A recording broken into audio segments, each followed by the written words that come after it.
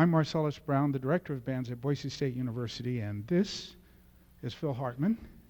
He is currently or recently retired Director of Bands at Centennial High School and is currently an adjunct music faculty member at Boise State University. We'd like to welcome you to this celebration honoring our dear friend and colleague, John King, whose outstanding career as a music educator went from North Junior High School to West Junior High School to Capitol High School to South High School to LeBois Junior High School to Bishop Kelly High School, as well as teaching as an elementary music specialist and serving as an adjunct faculty member at Boise State University.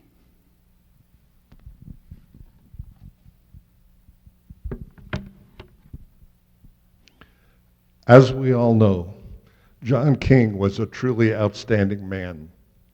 Principled, caring, musical, and one of the most giving people many of us have ever met. For me personally, he was my single biggest mentor in the band field, and he was a constant source of inspiration to myself and countless others. When I first started teaching, I probably called John at least 2 or 3 times a week. There were no cell phones, no ability to text or email. Just me constantly pestering him on the phone, asking him nearly every question that could possibly come up.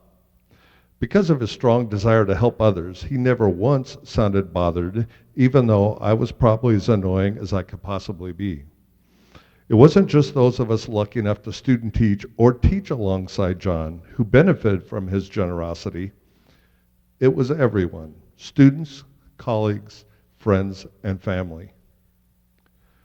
Recently, he was a treasured member of the Foundation, a group that included John, Marcellus Brown, Bill Winkle, and myself. We met weekly for lunch to solve the world's problems and discuss current events. As always, John had strong feelings about everything we discussed, but was particularly passionate about his family and about all things that involved music and teaching.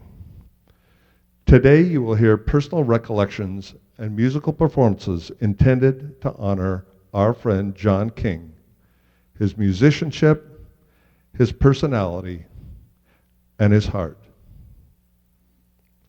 The first musical selection today is the prelude from the first suite for solo cello by Johann Sebastian Bach, and it will be performed by John's son, Aaron King.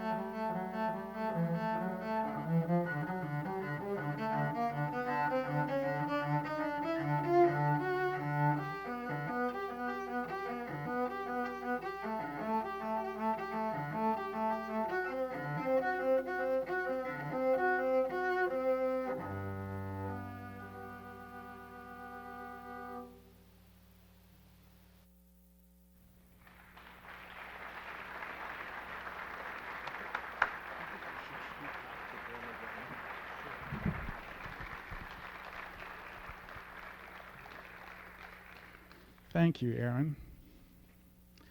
Now, with a personal overview of her dad's life, Brenna King Shire.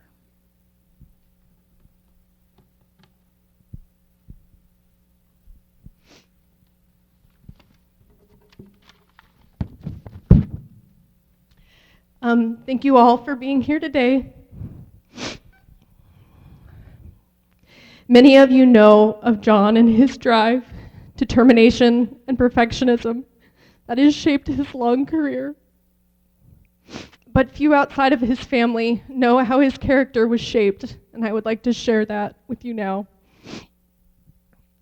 John King was born in Boise, February 6th in 1947 to Donald King of Bozeman, Montana, and Ernestine Popke of Jerome, Idaho, in the middle of what would be 5 children.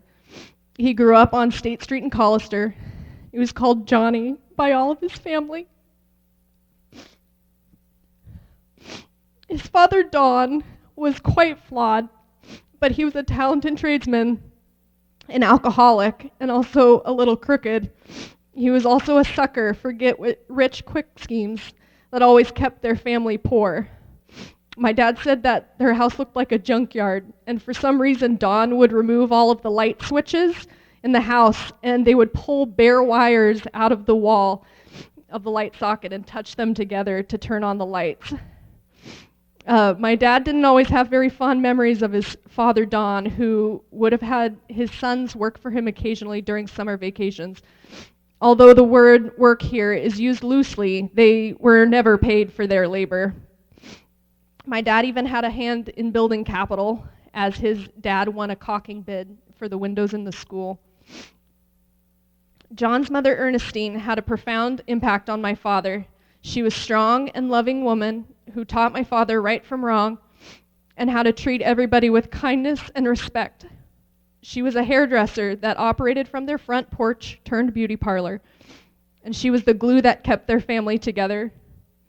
She died suddenly from lung cancer shortly before my brother was born, and her diagnosis motivated my dad to quit smoking cold turkey. My dad was inspired to play music by watching the Lawrence Welk Show, the musical variety show. When he saw a trombone player and yearned to play one day, he begged his parents for a year to get him a trombone so that he could join band. They eventually did, but he was a year behind his classmates.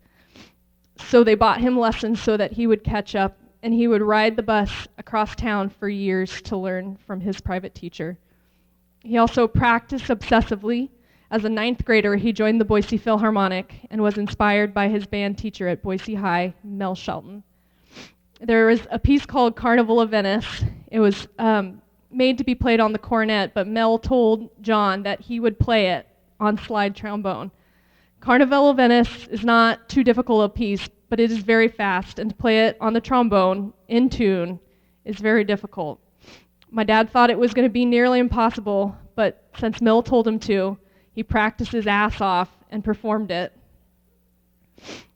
Mel pushed John to discover his greatness, just as John would later push his own students.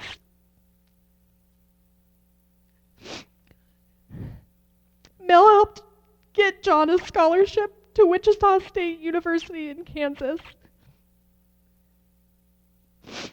John's father, Don, had not been particularly supportive of John's music, and by going to college so far away from home, John knew that he would be on his own in every way. But just before he left for college, his mother, Ernestine, showing her support and love for Johnny, made Don pay him for the work that he did so that he could go to Kansas with money in his pocket. But John would still work his way through school and eat almost nothing but pot pies to save money. John worked many odd jobs to get through college. One of the jobs that he liked telling us stories about was when he worked at a fancy petroleum club in Wichita. He worked there as a wine steward, and one time they gave him the job of dolloping sour cream onto people's plates for a fancy party. He went to put a spoonful on a woman's plate, and he accidentally dropped a glob of sour cream in her 60s beehive hairdo. He was afraid of what would happen if he said anything. so we let her go around the whole night wearing sour cream in her hair. John spent the summers marching in the Argonne Rebels drum and bugle corps. He traveled around the U.S. in competitions and made lifelong friendships. Upon graduation of Wichita State, he went to teach a high school in Mays, Kansas, a year that he would refer to as the worst in his life. When he had a choice to come back to Boise, he jumped at it in order to escape Kansas. He began teaching in 1971 with the Boise schools until his retirement in 2002. But if you know my dad even a little bit, you wouldn't be surprised that his retirement was not all that leisurely. He taught at Bishop Kelly and Answer Charter School, even coming back to teach elementary at the Boise schools. On top of that, he delivered newspapers early in the morning. He would get me up on Sunday mornings and holidays to help deliver them with him. In 1979, he met and shortly after married my mother, Leah, who was teaching at Hillside Junior High. They had my brother in 1984, and I came along 2 years later in 1986. My dad had so many fond memories of camping when he was a kid that he wanted to make sure that he made memories of special camping for Aaron and I as well. For my honeymoon this summer, I took my husband to the Oregon coast, which is a favorite camping spot for our family, and it brought back many memories of the trips that we took. Dad and I enjoyed fishing together a lot. Aaron was not so much interested in that, but we would often go camping where my dad and I could fish together. One time my dad lent me his pole while he was replacing a hook on mine. I got a tug on the line and pulled up a whopper of a rainbow trout. It was, I'm not kidding, we measured it 18 inches in a tiny stream. We were pretty impressed. But just as I got it onto the small dam, the fishing line popped off the lure and arced high into the air. Dad got down and wrestled the monster until I could get it into the net. My dad had bloody knees from diving onto the concrete, but my mom could hear us hollering in triumph all the way down the river. And he'll tell that story often. He would tell that story quite a bit. Aaron took after my dad musically and joined the Boise Philharmonic in his junior year playing cello. Dad was so proud of Aaron and what an amazing and dedicated musician he was. I played viola, but I was not so dedicated. But I did keep playing, and I often wondered whether Dad was disappointed that Aaron and I hadn't picked a band instrument or had been at the Capitol High Marching Band. But when my dad and I would talk about it, he would get choked up, and he would tell me that he was really proud that I had kept playing and paying for lessons long after I had graduated high school. For my dad, the most important part of being a musician wasn't playing professionally or winning competitions. It was keeping a place in your life for music.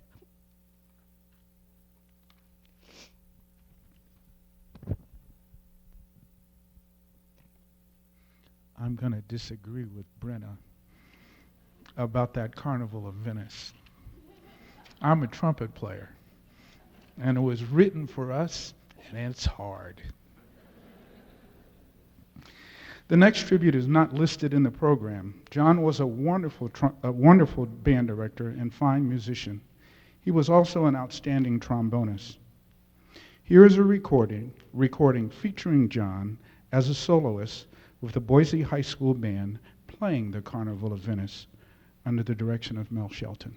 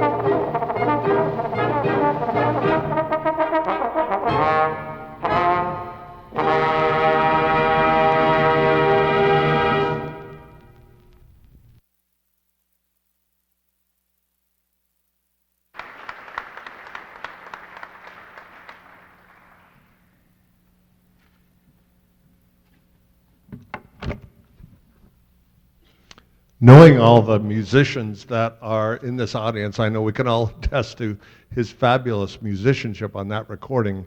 And I often wonder, as fabulous as he played, if he ever considered a career in professional music. And I keep coming back to the fact that he has such a giving personality that I'm sure music education spoke to him in a way that professional musicianship possibly did not. So for whatever the reason, we feel like he made the right choice going into music education. The first person to come up today to give their personal reflections is Julie Stevens, the former director of Capitol's Golden Girls, Boise State's Mainline Dancers and Cheerleaders, and countless other dance and spirit groups. Julie?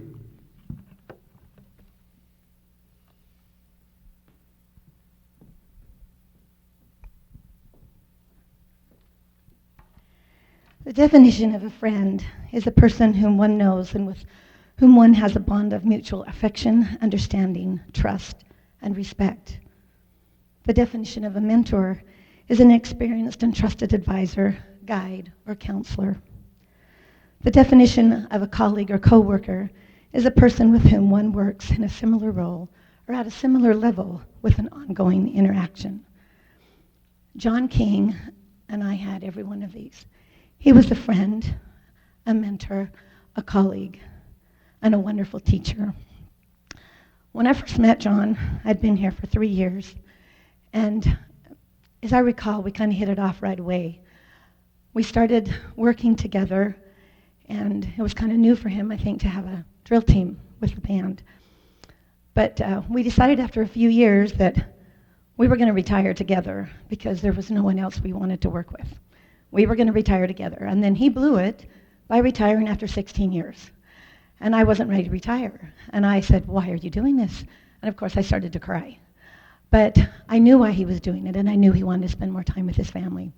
But it was the hardest thing I ever had to do, to say goodbye to him from Capitol. And I can honestly say things were never the same. And not because they were bad when other band directors came, but there was never a person like John King. When we would be practicing, band directors somehow think that drill team people can go anywhere on the field in any amount of time. But John always wanted us to go 20 yards in 8 counts. And I'd go, "John, this isn't possible. Even with the biggest chasse and biggest jazz run, it's not possible." And he would go, "Oh, just do one of those run things. You can do it." And I'd look at him and go, "I don't know." But for some reason, it always worked out. We always made it work. We had a really special relationship of watching the kids on the field. He would always say something about goosebumps, and we always said something about give 'em fits. I honestly think they were the same thing. But the biggest thing that I think the kids remember and myself, was when the band would make a big push and the drill team people were doing something big, and he would yell, "Roar," and everybody would hear him. And that would bring a smile to everyone's face. John's work ethic was phenomenal. And I don't know, maybe that's the reason we got along well at times, because we both seemed to want the same thing. We wanted the kids to be the best they could be. When they came off the field or off the dance floor, we wanted them to be the best and know that they had done the best. It really wasn't about the winning, although we did enjoy that. Not going to lie, we did. But if they came off and they said, "We did it," they had already won, and we knew that. It was fun working with John, picking music, although he didn't really like the music I wanted to use. But he always convinced me whatever he wanted was the best, and I went with it. And it was the best, so he knew what it was, and I was glad that I listened to him. And he loved when we created a fanfare. He would always tell me the drill team was such a big part of the band. I think the band was a big part of the drill team, because neither one of us could survive without the other. But I kind of enjoyed seeing his face smile when one of our big things we were going to do actually worked, and it was pretty cool. And he was always quick to give praise and thanks to the kids all the time. He'd always go the extra mile. When, back in the day, when we had PNW, it wasn't just a one-day affair, it was a 2-day affair. And it involved a parade downtown. And it involved the band coming to the fairgrounds and practicing with the drill team kids, going around so we would be great in the parade. Parades were not our thing, but we really worked hard, and the band always helped us do a good job. And then he was always willing to try something different when the bands played, and it was the live music for PNW. And it was really different when it went to canned music. But, I'll always be appreciative of the fact that John and Curtis Stigers worked it out that we were the first to ever have a live singer for us. It was pretty exciting. John had expectations of what he did. He always wanted the kids to do their best, but he never expected or wanted more of the kids than he gave of himself. He put his heart and soul into everything he did. He loved the kids. He loved to be a helpmate to them. He loved to mentor them. And I respected him for that. He had all my respect of all the time because I knew how much he loved what he did. But he was such a fair and caring and kind man that helped us all through everything. I shouldn't even tell this, but Lee, I'm going to tell it anyway. I was just remembering, sometimes John and I, when we were working together, he kind of seemed tense at times. Didn't let loose sometimes. And, I was kind of one of those, come on, let's do this. And when he started dating Leah, I was going, finally. I said, this is the greatest thing ever. All of a sudden, you're a little happier now. You're not so tense. I'm really excited that you're getting married. And we laughed about that. But it wasn't that he was ever mean or cranky. He just was a little tense. But he became a little happier then. I learned so much from John in the years we worked together. We had a lot of fun. We had a lot of serious times. But we always worked to make the shows the best possible and let the kids have the best experience that they could. He had such a musical talent, and add his love for teaching and mentoring his students, it was priceless.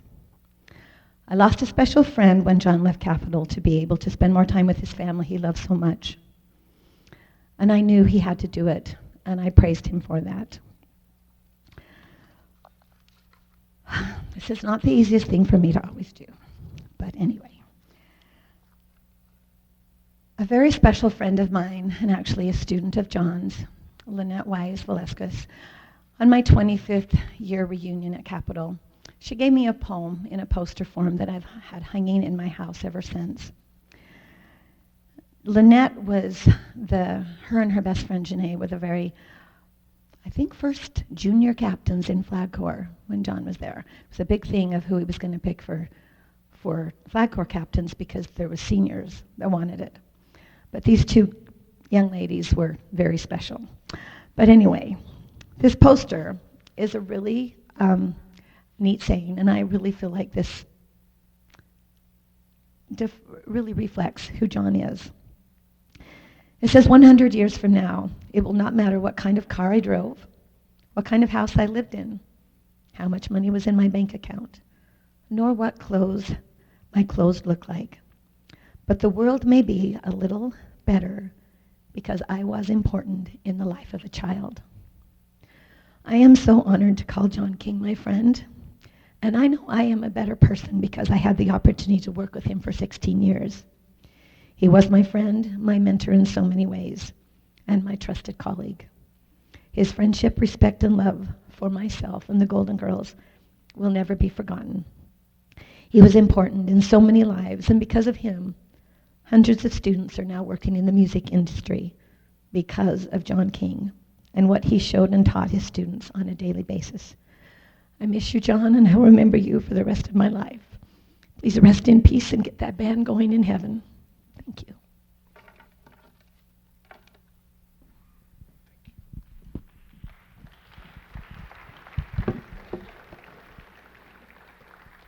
Thank you, Julie. Jerry Vivek had the opportunity to work alongside John during his time at Capitol as the choir director before he went on to become the music supervisor for the Boise Public Schools. So he is a trusted colleague, and Jerry, we invite you to say a few words.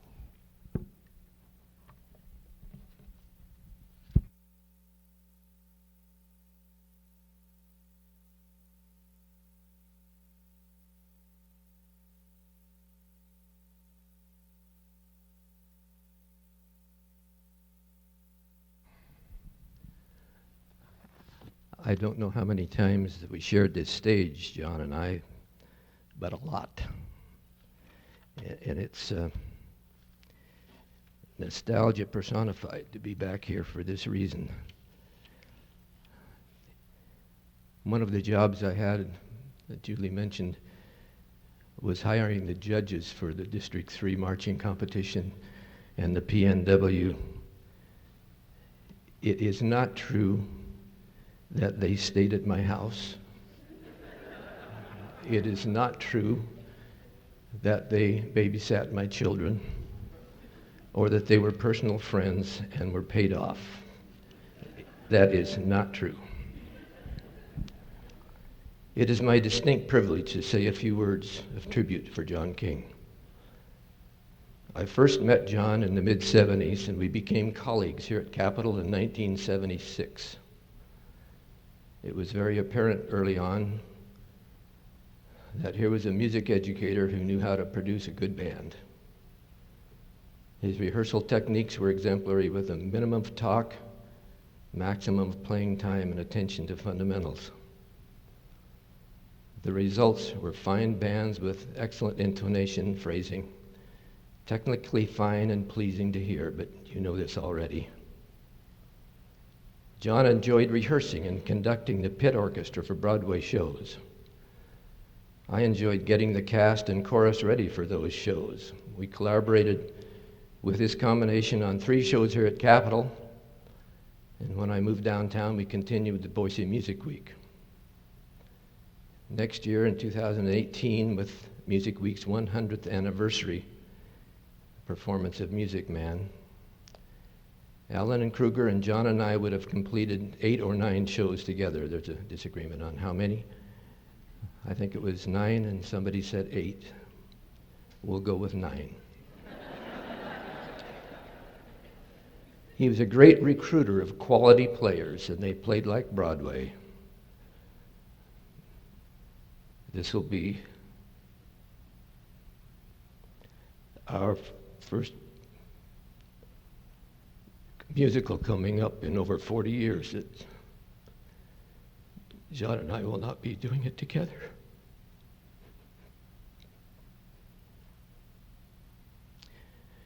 We did not always agree on everything. We disagreed on a lot, but oftentimes it had to do with tempo. I would rehearse the music the way I felt it with a piano and singers. He would come along and play it like it was written.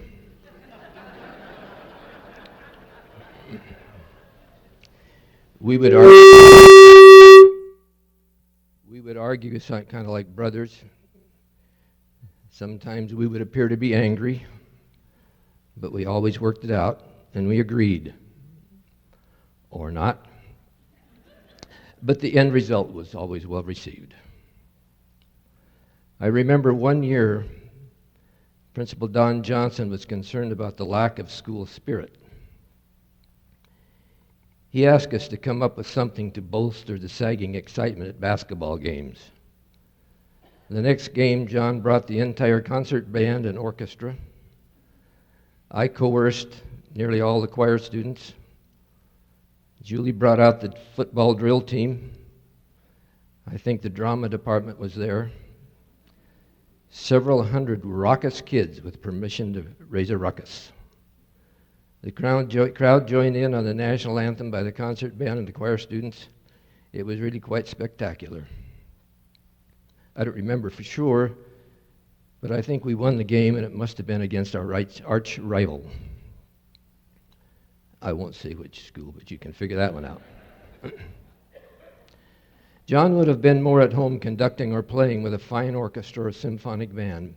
But as a trademark of all great teachers, this night was for kids, and that is where he would be on this winter night in 1980. John was a good friend. I respected him, and I think he did me. He was my kind of teacher. As an administrator, my philosophy with John was get him what he needed, try to keep those ancient Miraphone tubas in playing condition, support him when anyone challenged him, and get out of the way, and enjoy what he was able to produce with motivated students. We will miss you in that sly grin. Our prayers are with your family. Godspeed.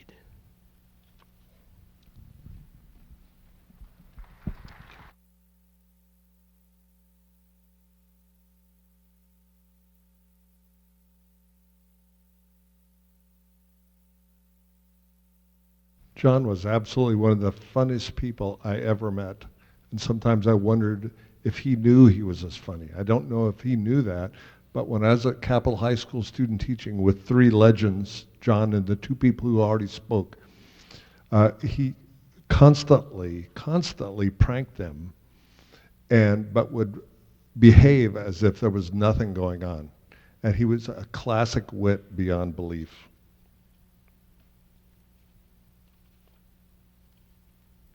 Here are some personal reflections from John's former wife and continued close friend, Leah Bateman King.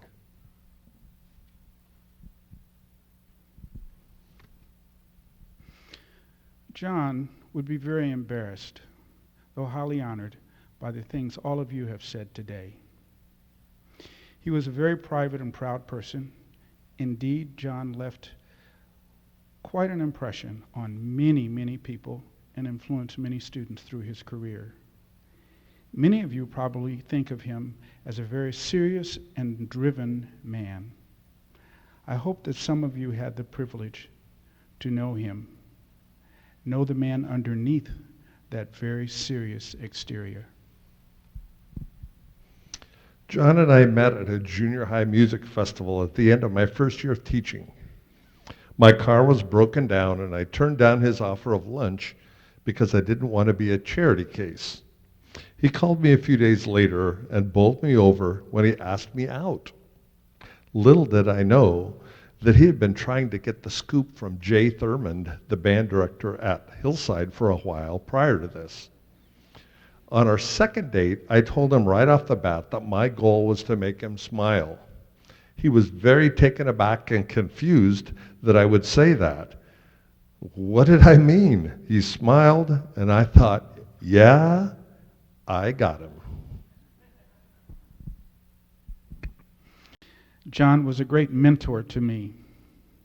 He got me through those first few years of teaching when I was so bad that I didn't know how bad I was. We had many, many conversations about school and teaching over the years. When we became parents, I think that changed us profoundly, making us much better teachers for being on the other side of the coin. It did a great number of wild things sometimes. I used to say, you know what's worse than being a music teacher in December? Being married to a music teacher in December. But wait, it gets better. Both of our kids are musicians in December. We started our family life as sort of an evolution of camping. John and I did some backpacking trips with the dogs on a little tent for our first few years. Then Aaron came along. I digress for a moment to mention that Aaron was born during a concert that I was also supposed to be conducting, but I wasn't feeling great, so my mom drove me to the hospital to get checked with my concert dress in hand. Ended up that John had to tune and conduct my junior high orchestra, all of them in a panic. We figured that Aaron was born during Man of La Mancha. It is somewhat of an impossible dream.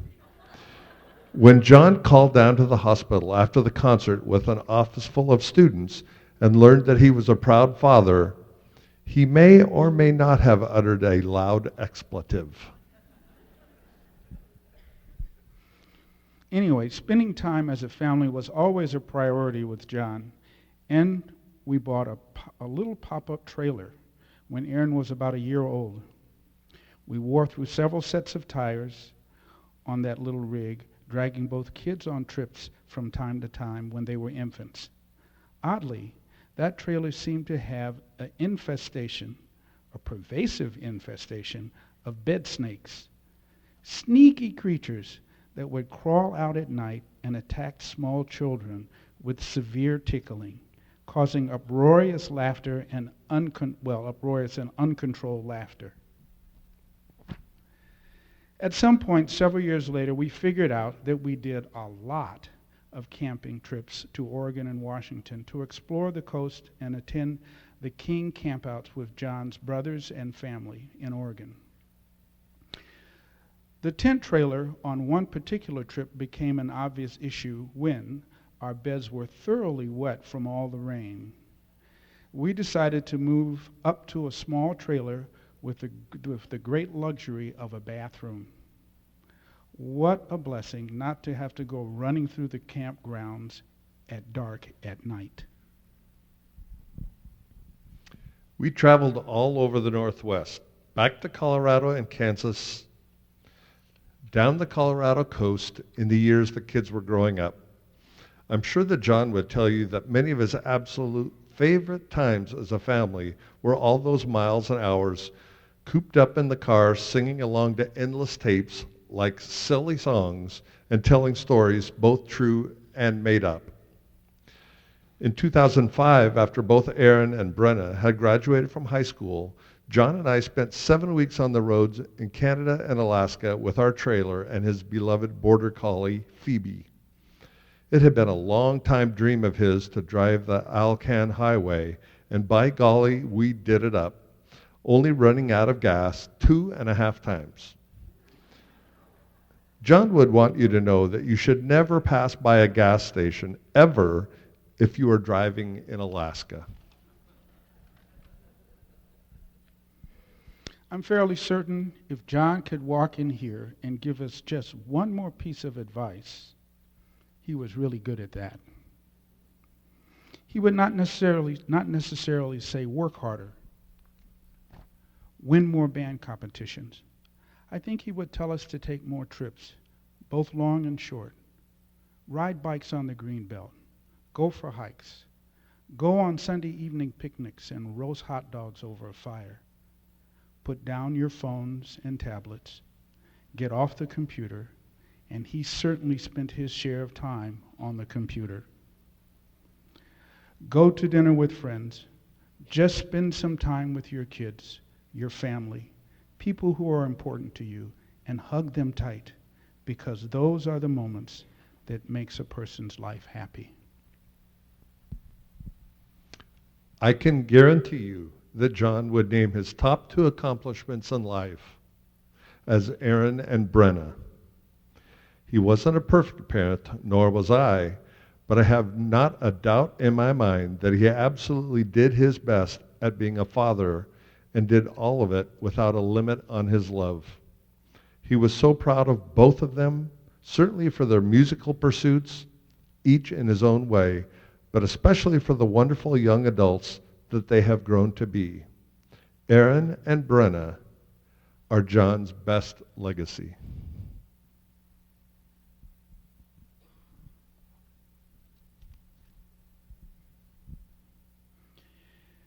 Think of Me will be sung by Linda Schmidt, who was a director of choirs at Capitol High School at the same time that John King was the director of bands, and Rich Lapp, who served as a choral director at Timberline High School during the same time that Linda was at Capitol.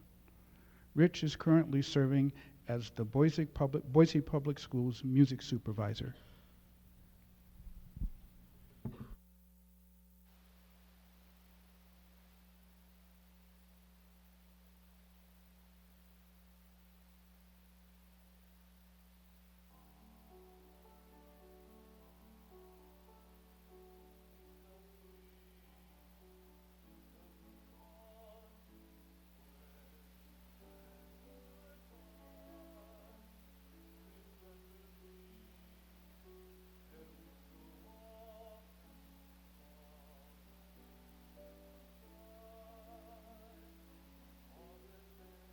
That dark no distant day, when you are far away and free, if you ever find a moment, spare a thought for me.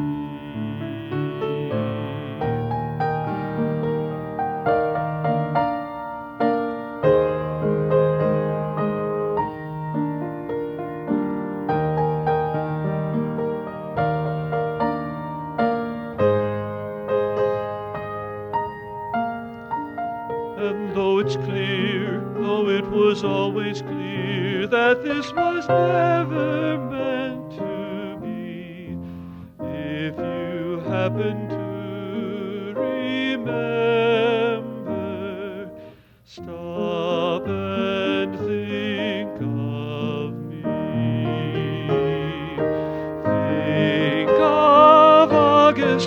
when the trees were green.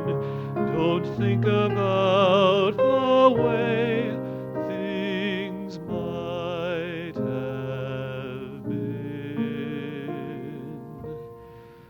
Think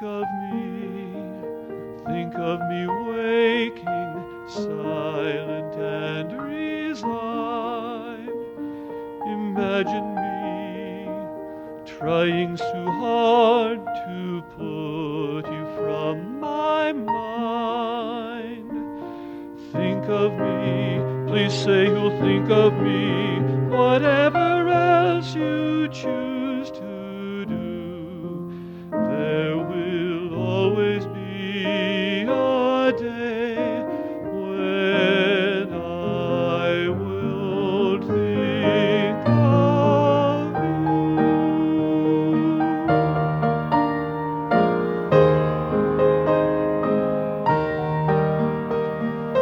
Flowers fade, the fruits of summer fade, they have their seasons, so do we. But please promise me that sometimes you will think of me.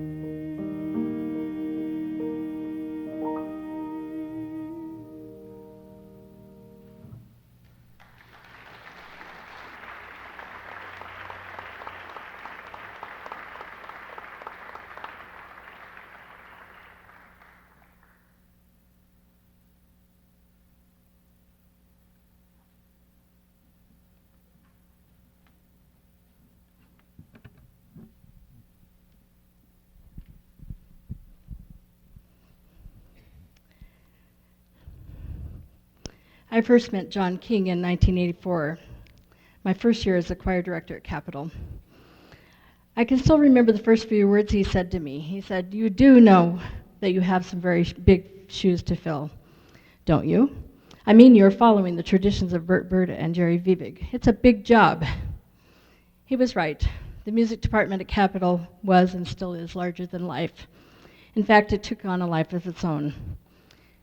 You know, it's funny, but a lot of my memories of John have to do with the day in and the day out, both of us noticing that our cars were often the last ones in the parking lot, the routine of long hours spent, and anguishing over whether we would get our groups ready for the next hurdle, the next performance, the next challenge. Usually every morning, each of us would say a quick hello and get on with the business of teaching. Sometimes we would share stories about that particularly challenging group or student, and often we shared celebrations of that breakthrough we had with those same students and groups. There was more than one occasion when John would come into my office and say something like, well, and if you were in his bands, you'll recognize this little statement. He'd say, "Well, today my band really does sound like it's from Poopy Town. Poopy Town, I just don't know when they're going to get it." But get it, they always did, and John was the one that led them to the glory of those many consistent winning moments.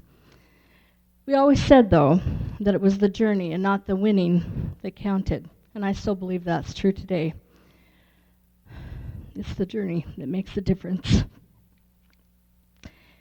John's journey was one that positively impacted so many of us, so many of who, if they took time to know him, reaped the benefit of his subtle, under-the-breath jokes to his sublime mastery of teaching. His students will tell you that he was the reason they got up in the morning to go to school and learned so many of life's lessons that music teaches. Speaking of John's sense of humor, every year for the annual Christmas concert, we would spend a lot of time preparing for the processional, O Come All Ye Faithful. The orchestra would accompany the choirs, and we would have one or two dress rehearsals just to make sure it would go off without a hitch. And this happened more than once, I can tell you. The orchestra would play the introduction, and the choirs would start singing in that given key. And the orchestra would then play half a step down or half step up, and of course, Havoc. And John thought that was so funny, and I'm pretty sure that tradition still exists. They've gotten more creative. Now it's in minor keys, it's in 2 minor keys, it's, you know, get the picture. The year that all the teachers got the computers for the first time here at Capitol, and mind you, I was still using a typewriter. John was all excited, and I was terrified. John came into my office and said, "Okay, just turn the computer on." I did, and I stepped back sure that it was going to explode, but it didn't. And he showed me a bunch of really incredible, unbelievable, cool things that the computer can do, and then he showed me how to save my work. Then he said, "Okay, now turn it off." And I was sure that I would lose everything that we had just done, but voila, it was still there when I turned it back on. John was so pleased that he could show me how to use my computer, and he really saved the day for me. I don't have to tell you that this perfectionism in John carried over in everything he did. You've heard it all today, and so many more stories I'm sure you'll hear. But I will tell you that on more than one occasion, he and I would play jokes on each other, and one of my favorite simple pranks was just to go in his office where his neat stacks of folders or music were on his counter as a desk, beautifully displayed, and I would move a stack ever so slightly, just enough for him to notice. And then he would come into my office and say something like, "Schmidt, don't you have enough to do other than to drive me crazy?" And we would have a good laugh, and usually he would find a way to get back at me in some sly way. For a long time at Capitol, as was mentioned before, we did a musical every year. And I would teach the choral or solo parts, and then I would hint to John that I wanted him to conduct the orchestra for the musical. And he would hem and haw and say, "Oh, no, you conduct it. Oh, that's good. I'll provide the orchestra." But I knew he really wanted to conduct. And so I would sit by him and give him cues during rehearsal and listen to him chant, "Tempo, people, tempo." It was always a work in progress. But as Pat Cunningham would always say, at Capitol we don't do schlock theater, and we didn't. Because of type A people like John and a few of us others, the shows were a work of art. Everything that John did, he did with conviction. Those nearest and dearest to him will tell you that John didn't care that much about winning. And I know that sounds strange, and that's what Julie said, but he was just so darn proud of his students and his own children when they tried and they worked hard and they did their best. He did what good teachers and good fathers do. He taught them how to have passion, love, and conviction of purpose. He taught them life lessons that they will never forget. He taught us life lessons that I will never forget. He just wanted them to do their best. The king, as most of his students called him, led his groups to victory, but he really led them to success for a lifetime. John leaves that huge hole in our hearts. We are all better for knowing him. John was and is a true champion. Thank you.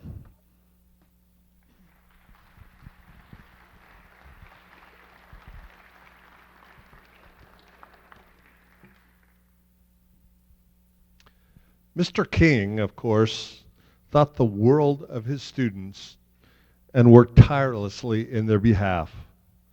The next person to give some personal insight is former student and drum major Darren Scruggs.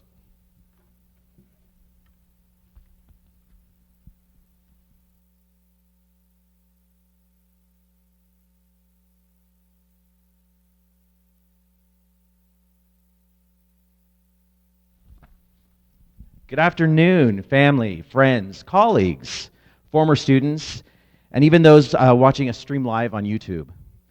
I'm quite humbled to have the honor to share a few thoughts about Mr. King. My thoughts today will probably resonate most with the former students here today, but hopefully these thoughts will be accessible to those celebrating the life of John King. Like Phil said, my name is Darren Scruggs, and I attended Capitol High from the fall of 1985 until I graduated successfully in 1988.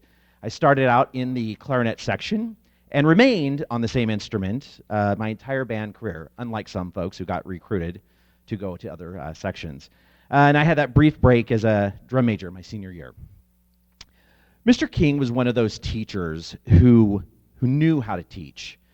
And by that I mean he embodied the right amount of warmth and caring, mixed with the professional air of, "Don't mess with me."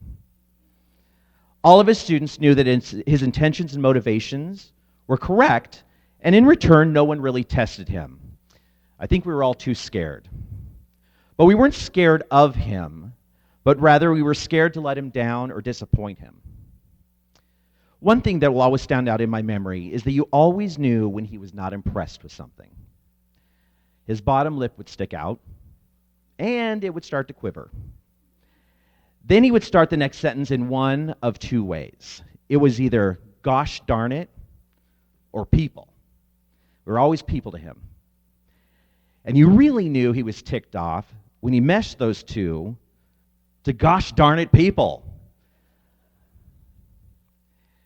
And then what would enhance those two statements is when the marching band would be out onto the parking lot during competition season, something wasn't going quite right, and he would turn on the bullhorn and mistakenly hit the siren option.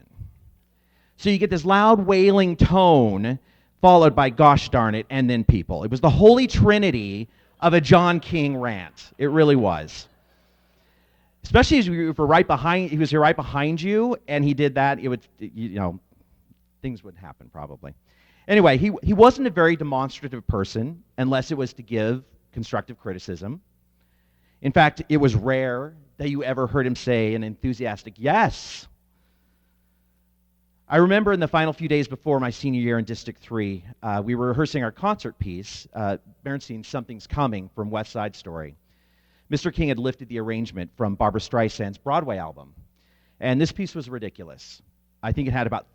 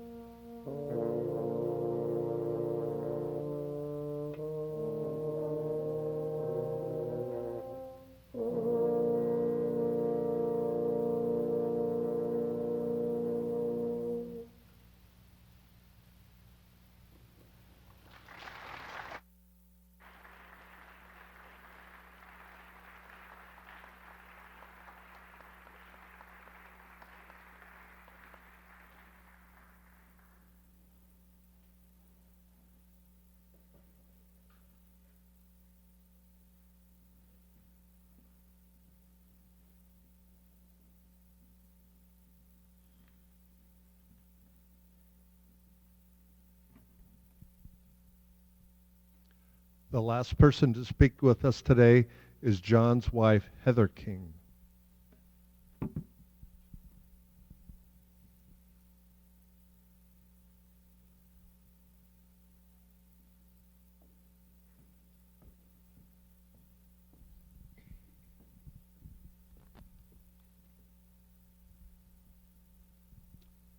This is my daughter, Sarah. She's going to hold me up in case I need her to.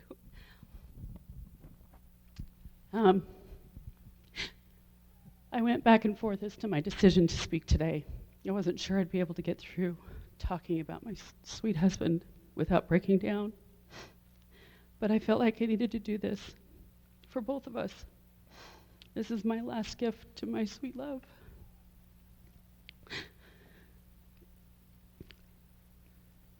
As many of you know, I too was a former student of John's. And I share many of the same memories and positive influences that John gave all of us. He was the best at what he did, and he was the best at making all of us be our best. As I got to know him again a few years ago, his larger-than-life persona changed for me. He was still that beloved teacher I held in my memories, but he became human. I found this man that, while his professional career was extremely successful, and he was confident in that role, he personally was unexpectedly vulnerable, somewhat introverted in public settings, and a bit unsure of himself. We enjoyed our life together over the last couple of years. We were very lucky to be able to spend all day, every day together. We spent time putting together our home, working on his judgment business, running errands, talking for hours, watching historical documentaries that he loved, planning camping trips, just anything that came up, we did it together. He loved late spring, summer, and fall because that meant camping. And for those of you that don't know me very well, I was about as enthused at the prospect of camping as I was about getting a root canal. But John insisted that my kids get a chance to experience it. So camping we went. The kids loved it, and his enthusiasm for it made me love it too. We went several times.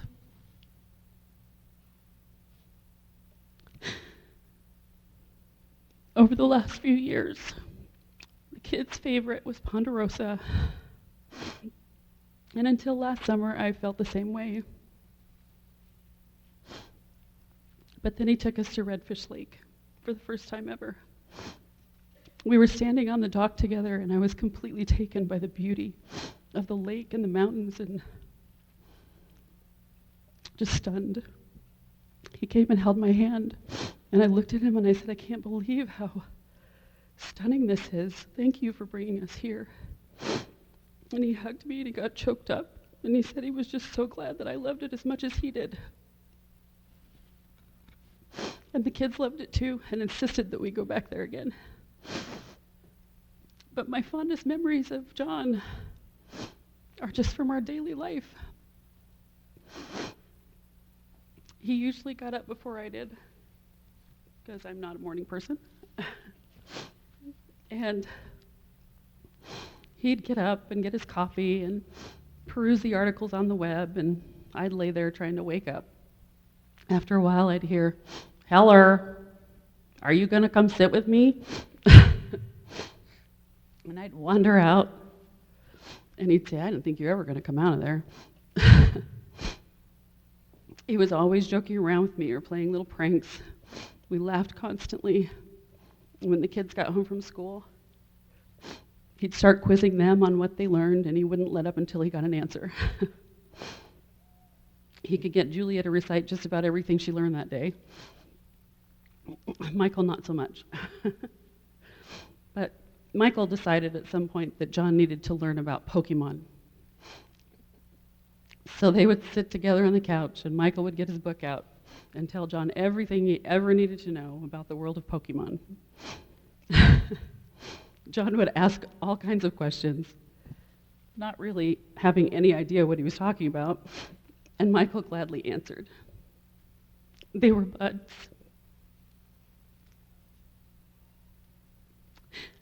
John and I got married on March 10th of this year in Haley. We eloped. Neither of us wanted a big wedding. We wanted it to just be for us. Instead of writing our own vows to read in front of the judge, we decided to write each other a letter to read on the day of our marriage, but after the ceremony. We both wanted to say something special to each other, but we didn't want anyone else to hear it. Again, we just wanted that to be for us. But one of the things that I wrote to him was that I never expected happily ever after. And I've never thought of our relationship like that. That I had always felt and truly believed that every day we had together was a gift. And it truly was. He was absolutely taken from me, from all of us, way too soon. But he and I made good use of the time we had together. We had some wonderful experiences and made memories that will never be forgotten. I will miss him every day of my life, and I know in my heart of hearts that I will never be the same without him. But every day with him next to me truly was a gift.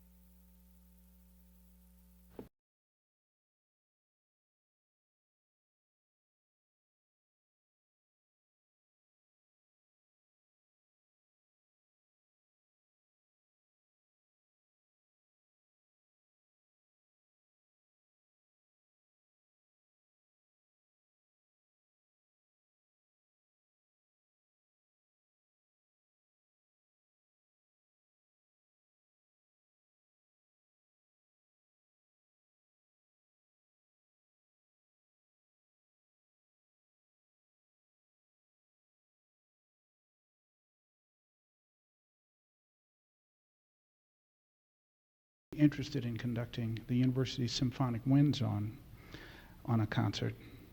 And he said to me, the transcription of Elgar's Enigma Variations, because I love this music.